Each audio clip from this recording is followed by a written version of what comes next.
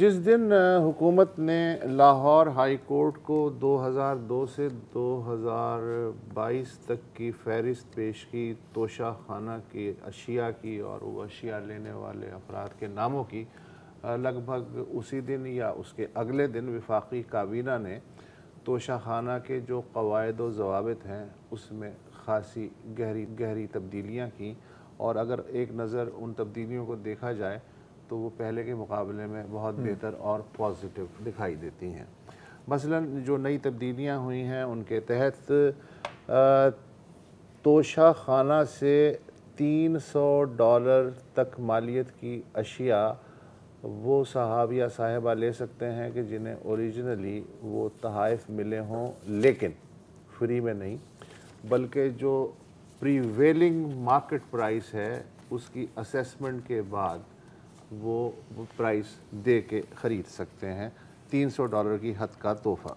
$300 سے اوپر کے جتنے بھی تحائف ہوں گے وہ ریاست کی ملکیت تصور ہوں گے۔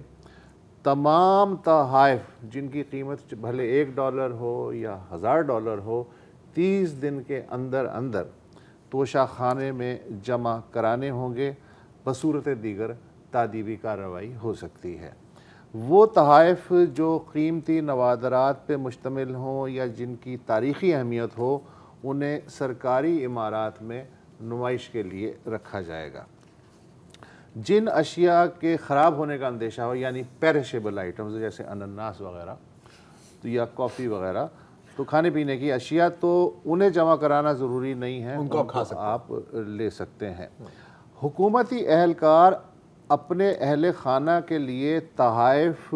یا کیش کی صورت میں تحفہ قبول نہیں کر سکتے کسی غیر ملکی سے، اور اگر کسی وجہ سے یہ تحائف جو ہیں قبول کرنے پڑ جائیں